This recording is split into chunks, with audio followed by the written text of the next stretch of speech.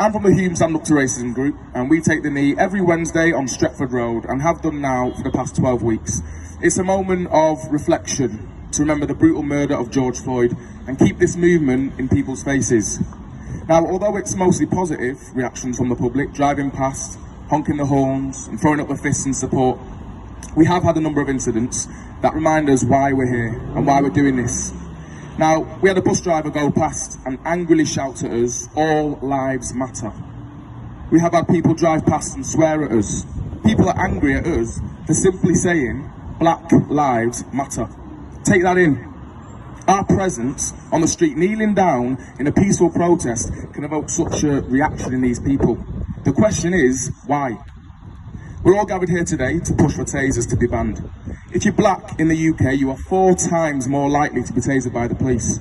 The BAME community only make up 14% of the population, yet black and Asian people make up 25% of the prison population. Now you do the maths. Young black men were stopped and searched by the police more than 20,000 times in London during the coronavirus lockdown. More than 80% of those 21,000 searches between March and May resulted in no further action. Now, I've been thinking a lot about this recently and had lots of conversations with family and friends on how we can actually bring racism to an end. And it sometimes seems like an impossible challenge. And yes, of course, there will always be hatred, there will always be division. But all we can do is strive towards a more equal society and try to eradicate these views as much as possible. And for me, that has to start in education. Now, imagine a parent who is overtly racist. He comes from generations of racist beliefs in their family. Now, that parent sends their young child to a local school that is actively anti-racist. Imagine sending that child to a school that teaches them all year round about black and Asian history, about the truth behind the British Empire and its brutal colonial past. It teaches them about Australia and the Aboriginal native people who were massacred by the British just under a few hundred years ago. It teaches them about the millions of African and Indian soldiers who helped fight for Britain in the World War. Imagine sending that child to an open-minded, transparent school that's prepared to talk about the good, the bad and the ugly of human history. Now, in Germany, which I'm sure will still have many problems of its own, they talk about Hitler in school. The school children go and visit the remains of death camps and come to terms with the murder and persecution that Nazi Germany committed on millions of Jews just under 100 years ago. Now, you have to acknowledge the past to move forward towards a brighter future. This is how we learn. This is something I don't think Britain or America have come to terms with one bit. Now, for example, you won't find a statue of Hitler in Germany. So why do we have statues all around the UK of slave owners? The system has to change. It has to begin in education, because one day that child with racist parents will go home and challenge them and maybe educate them. Now, I'm sure everyone's seen the recent disgraceful algorithm whereby students from more disadvantaged backgrounds and certain postcodes have had their grades dropped and their A-levels, and denied the opportunity to go to university. But the private school kids have seen a raise in their student grades, flying out with A's and A stars. The system has failed these children because of their class. Now, our anger has to be aimed towards the government, not each other.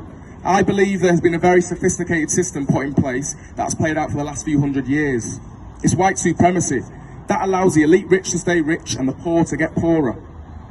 They want us to be fighting amongst ourselves. This whole Black Lives Matter movement is a perfect storm for the government, because it can create more division, it can create more anger and unrest. What happens when everyone unites together and starts to point their anger in the same direction? People are angry, I understand it, and of course, it's easy to point the blame at the immigrants fleeing war-torn countries that Britain has heavily bombed. How beautifully orchestrated is that from the government and the same system that I'm talking about? Look, it's not a coincidence that in the middle of these shocking handling of the coronavirus, with unemployment set to skyrocket and the worst death rate in Europe, that the Tory government have whipped up fear about migrants backed by the media. Now, it's all about divide and conquer. We can't be that foolish to allow them to get away with this. They want us to turn on some of the most vulnerable people in society and fight amongst ourselves. Different skin colour, different religion, different sexuality, different country, whatever it is, they need us to be fighting amongst ourselves. Shockingly, in a new survey, 49% of Britons have said that they have little to no sympathy for the migrants crossing the channel from France to England. This is heartbreaking to me. and shows me we have such a long way to go. In December 2019, when the British public elected Boris Johnson, someone who has made countless racist, homophobic and sexist comments over the years as its Prime Minister, it was a dark day. I felt defeated. Our current Prime Minister has compared Muslim women to letterboxes, and in one column he labelled Africans pickaninnies with watermelon smiles. I can't even get into the stuff that this man said and what's come out of his mouth. My point is, this is our current leader. This is what we're up against.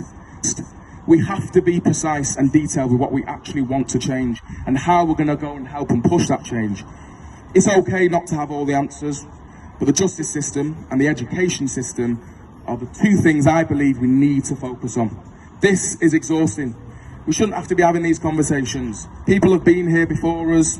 They've had these same conversations and the same protests and the same frustration, but we have to keep going and we have to keep pushing. We're living in a new era now. There's no such, there's lots more information available to us, and we have a new form of media and we must use it to our advantage. It's social media. Let's get organised, let's be precise, let's keep it in people's faces, and one step at a time, we can slowly start to change this system. But this must happen now. Knowledge is power, power to the people, no justice, no peace. Let's keep fighting.